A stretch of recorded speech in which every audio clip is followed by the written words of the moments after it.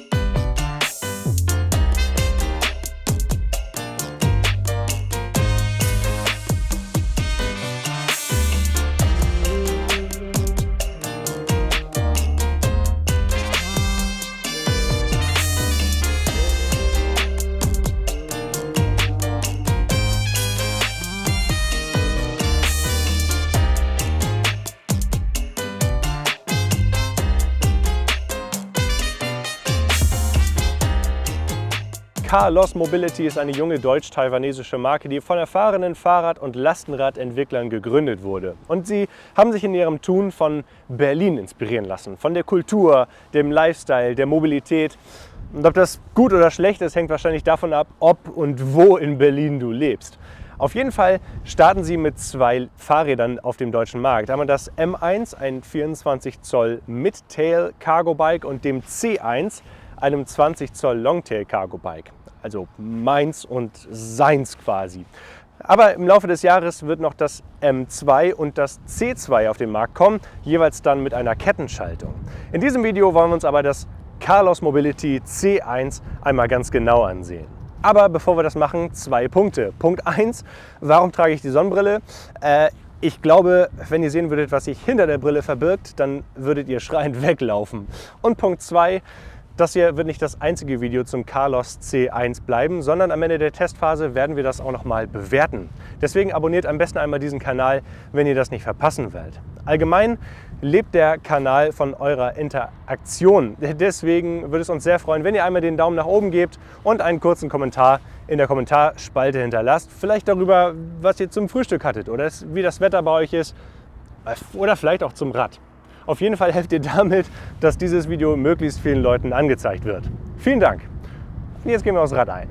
Das Carlos C1 ist ein klassisches Longtail-Lastenrad, und diese Kategorie an Lastenrädern ist in den letzten Jahren bei den Herstellern besonders beliebt gewesen. Und einer der gängigsten Tricks, um möglichst viel Platz auf möglichst kleinen Raum zu bekommen, ist es, kleine Räder einzubauen. Und hier kommen 20 Zoll Räder zum Einsatz, die den Radstand relativ groß werden lassen für eine große Fahrstabilität und den Schwerpunkt deutlich nach unten bringen. So ist der Gepäckträger hier während der Fahrt nur 65 cm vom Boden entfernt und damit deutlich niedriger als bei normalen Fahrrädern. Aber Carlos bedient sich noch eines weiteren Tricks, um den Schwerpunkt des Rades möglichst nach unten zu bringen. So sind die beiden Akkus hier sehr niedrig angebracht. Erstmal, es sind immer zwei Akkus in der Standardausstattung schon mit 1044 Wattstunden Gesamtkapazität, also schon mal richtig viel. Aber dann sitzen die sehr niedrig. Hier unten seht ihr auf dem Unterrohr, zwischen dem Ober- und dem Unterrohr sitzt der Akku quasi direkt über dem Motor, und dann wird dann hier auch der Platz hinter dem Motor möglichst gut ausgenutzt. Das ist häufig ein Ort, wo Longtails so Platz verschenken. Aber Carlos nutzt ihn, indem dann hier einfach ein zweiter Akku eingesetzt wird, der wie gesagt sehr, sehr niedrig ist. Und ein weiteres Detail fällt hier auf: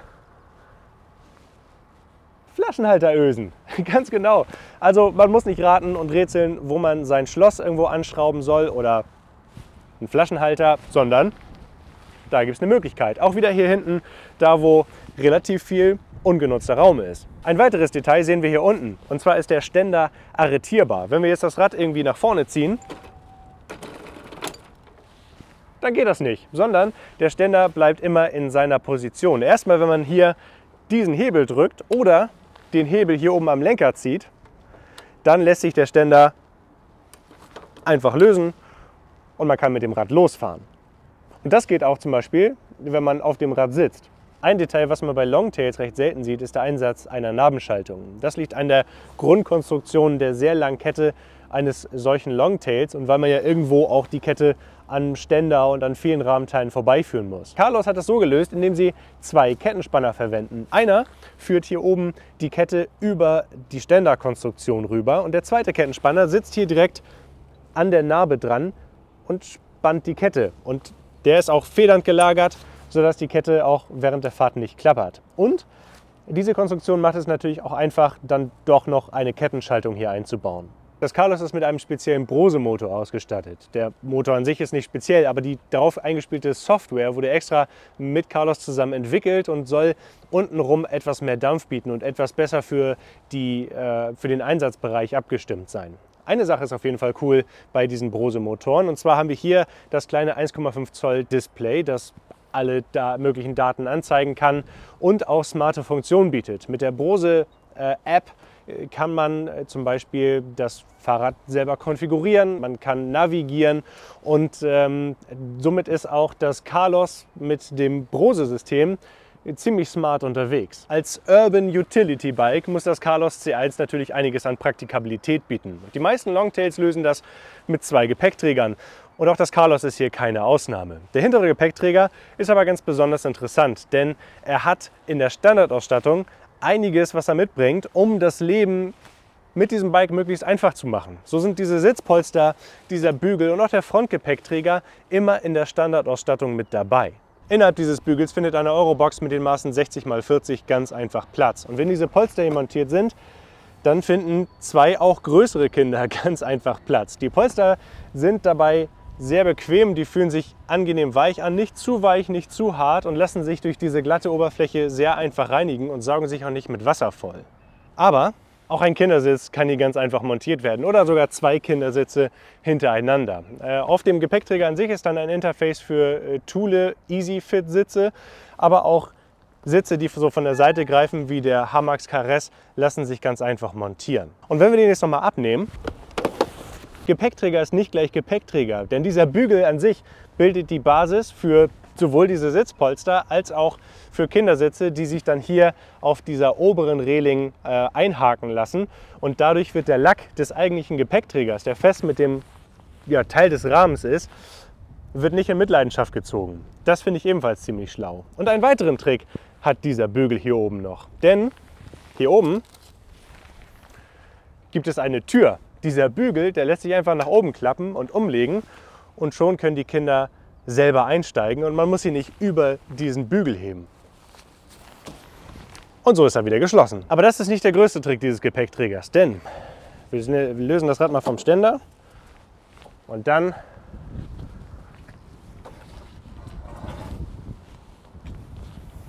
kann man das Rad auch einfach aufstellen und die Unterseite des Fahrrads sehen. Und wenn man es dann noch platzsparender parken möchte, dann löst man einfach den Lenker und schon nimmt das Rad nicht mehr Platz ein, als ich zum Beispiel. Wenn man diesen Bügel hier abnimmt, dann ließe sich natürlich hier oben auf dem Gepäckträger alles Mögliche verzurren, verschrauben, verbauen. Allerdings wäre dann kein Platz mehr für Packtaschen. Deswegen ist hier eine zweite, niedrigere Strebe eingebaut worden, um dann noch die hauseigenen Packtaschen verbauen zu können. Für die hat Carlos sich Hilfe geholt, und zwar vom Branchenprimus Clarace. Woher ich das weiß? Nun ja, es steht drauf. Diese Packtaschen, die sind richtig schön groß. Erstmal sind sie wetterfest ausgeführt, sodass man auch durch den Regen fahren kann und nicht befürchten muss, dass alles, was da drin ist, vollgesogen wird mit Wasser. Aber selbst wenn da mal Wasser reinkommen sollte in diese Tasche, ist hier unten ein Ablaufloch. Auch das sehen wir bei Longtail-Taschen nicht immer. Sie lassen sich dann hier mit diesen Fitlock-Verschlüssen öffnen und auch wieder schließen. Und wenn man sie öffnet, dann sieht man, wie groß diese Tasche wirklich ist. Also die zieht sich hier über die komplette hintere Länge, ist 60 cm breit und hat eine Breite von, oder Tiefe dann in diesem Fall von gut 20 cm. Also hier passen richtig große Gegenstände rein. Hier auf der Innenseite sind dann noch ein paar extra Staufächer, wo man so Kleinkram reinlegen kann, der dann nicht unten in der Tasche rumrödeln soll. Und wenn man dann fertig ist, alles gepackt hat, dann lassen sie sich auch ganz einfach wieder schließen hier wiederum mit diesen Fitlock-Verschlüssen. Und für Sichtbarkeit in der dunklen Nacht sind Reflektoren angebracht. Oh, Alter. Und dann haben wir auch noch den vorderen Gepäckträger. Der lässt sich ebenfalls sehr gut nutzen, hat mit 30 x 40 cm halbe Eurobox-Maße und darf mit 20 Kilogramm belastet werden. Damit hier nicht alles durchfällt, ist hier eine solide Holzplatte aufgebracht. Die finde ich sehr schick. Aber dann können auch alle möglichen Sachen hier an diesen Rohren noch verzurrt werden. Und am besten lässt sich darauf nicht nur ein Kasten irgendwas verzurren, sondern die originale Tasche. Die kommt ebenfalls von Clarace und passt hier haargenau drauf und lässt sich dann mit diesen Strapsen hier auch fest verzurren. Allerdings kann man sie, wenn man sie mitnehmen möchte, auch mit diesem Gurt einfach mitnehmen. Diese Tasche bietet ebenfalls richtig viel Stauraum. Man kann sie hier erstmal verkletten und sie lässt sich dann so mit Magnetismus, der Magie des Magnetismus, öffnen und schließen. Und wenn man dann hier reinguckt, dann ist das ein ziemlich großes schwarzes Loch. Hier drin ist dann nochmal so eine Möglichkeit, einen Benzel anzubringen und auch eine Extratasche für irgendwelche Dokumente oder irgendwelche Kleinigkeiten, die wiederum nicht einfach so in der Tasche rumrödeln soll. Also auch hier wiederum wetterfest ausgeführt, passt haargenau drauf und ist definitiv eine gute Ergänzung zu diesem Rad. Und ein letztes Detail noch hierzu, der Scheinwerfer, der ist hier so hoch angebracht, dass er in den meisten Fällen über die Dinge rüber scheint, die hier auf dem Frontgepäckträger angebracht werden. Wenn man natürlich zwei Kästen übereinander stapelt, dann ist das nicht mehr so, aber in den meisten Fällen wird man sowas dann auch eher hinten transportieren. Also ordentlich Platz auf dem C1. Aber bevor wir jetzt gleich zu dem Fahreindruck kommen, wollen wir uns noch mal kurz die Sitzgeometrie ansehen. Wir haben hier erstmal diesen klappbaren Lenkerdom, den ich euch eben schon gezeigt habe. Er ist allerdings ansonsten nicht weiter verstellbar. Sehr stark verstellbar wiederum ist hier die Sattelstütze. Das ist eine Teleskopsattelstütze. Wir haben hier Möglichkeit Nummer 1, die ist auch arretiert, also da kann man den Sattel nicht so einfach nach links und rechts bewegen. Und das hier ist jetzt die höchste Sattelposition und das hier die niedrigste. Und das ist schon sehr niedrig. Ich denke, Menschen ab 1,50 Meter Körpergröße können bequem auf dem Carlos C1 fahren, müssen dann allerdings recht weit nach oben greifen. Wenn man den Sattel jetzt wieder nach oben zieht, für meine Körpergröße, dann kann man erkennen, dass der Lenker immer noch eine ganze Ecke höher ist als der Sattel. Und ich muss jetzt diesen Einstieg überwinden und kann dann hier aufs Fahrrad steigen. Und ihr könnt erkennen, ich habe eine sehr aufrechte Fahrposition. Ich habe einen guten Überblick über den Verkehr. Ich greife angenehm, der Lenker ist nicht zu breit, sondern hat so eine mittlere Breite. Allerdings ist für mich mit 1,96 Meter auch der Sattelauszug nicht groß genug. Und wir machen jetzt nicht den Fahreindruck, sondern das habe ich dem coolen Fahrrad der Tillmann überlassen. Cool! Papa, das ist peinlich. Okay. Aber ich so mache. Geht das nicht, Sissi? Genau, so geht das. So, zurücklehnen. Habe ich einen schönen Blumenstrauß? Mhm. Ach, es ist nicht ein herrliches Wetter für einen Ausflug. Zu Beginn natürlich der Beschleunigungstest mit meinen beiden anderen Mitarbeiterinnen drauf und nicht denen ohne Arme und Beine, die in ihrem wohlverdienten Frühlingsurlaub sind. Höchste Unterstützungsstufe, kleinste Übersetzung bei der Enviolo und los geht's.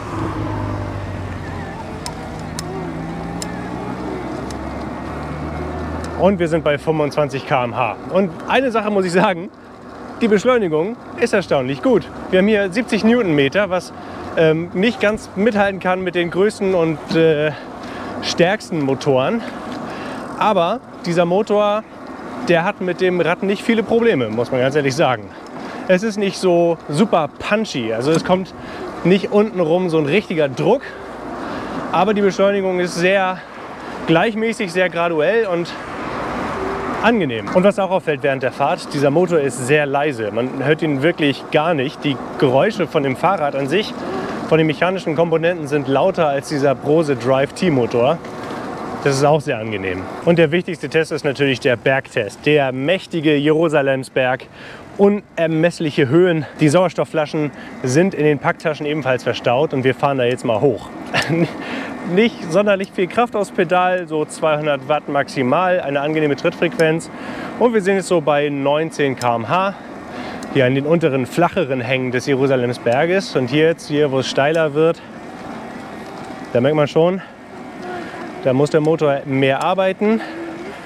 Wir sind jetzt hier bei 250 Watt und 13 km/h, 14 km/h. Also es ist schon ein bisschen langsamer als mit einem Bosch Cargoline oder Brose Drive S Motor zum Beispiel. Es ist ausreichend wahrscheinlich für die meisten Berge, besonders in Berlin. Wenn man sich in die Kurve lehnt, dann neigt das Rad so ein bisschen zum Kippen. Also der Lenker möchte weiter, als man selber vom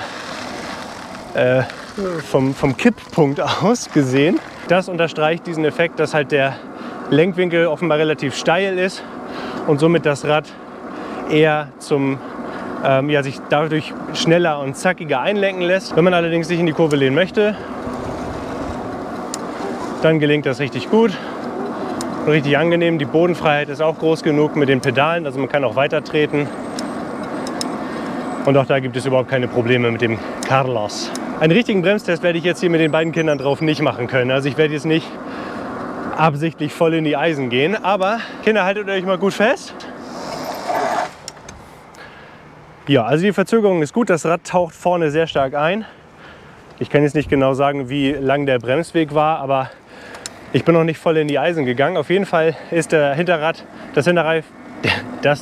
so ein bisschen gerutscht und vorne ist halt richtig eingetaucht. Aber die Bremse, die Magura MT5, die fühlt sich sehr angenehm an, hat eine leichte Hebelbetätigung und dann aber auch genug Kraft, wenn man stärker zieht, und lässt sich leicht modulieren.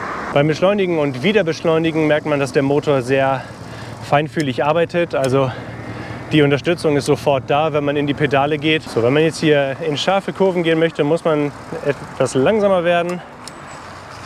Und dann macht er aber auch natürlich die engsten Kehren mit als Longtail, ohne Lenkeinschlag, Begrenzer.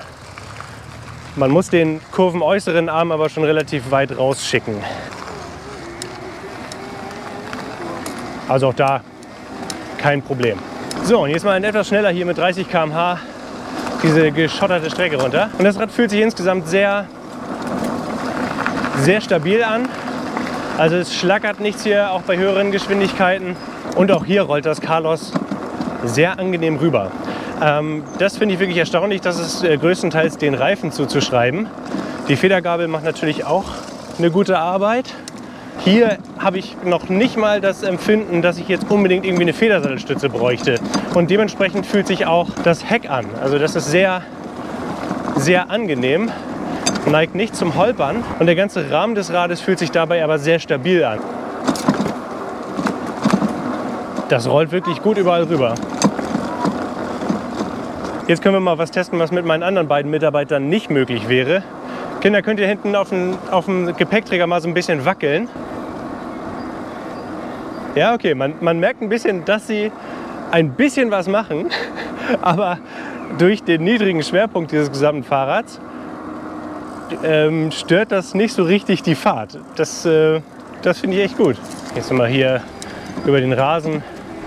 Auch das gefällt mir wirklich gut, wie das Rad hier über diese Stellen rüber fährt. Sehr ruhig, sehr gut abgestimmt. War richtig schönes Wetter heute, ne? Wahrscheinlich wird der Film-Tillmann, den ihr gleich wieder sehen werdet, wieder in Jacke da stehen.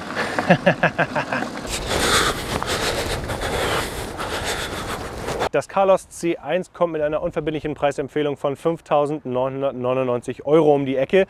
Hier dann mit dem Doppelakku, mit diesem Bügel, mit den Sitzpolstern und dem Frontgepäckträger. Die Taschen kommen dann extra, sodass sich der Gesamtpreis für dieses Testrad auf 6.377 € beläuft.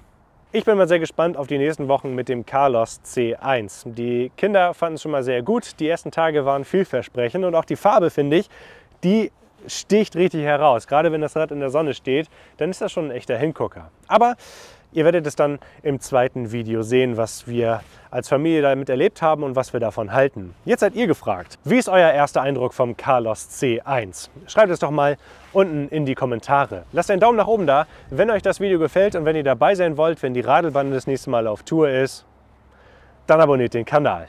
Tschüss, bis dann. Dann hoffentlich auch ohne Sonnenbrille.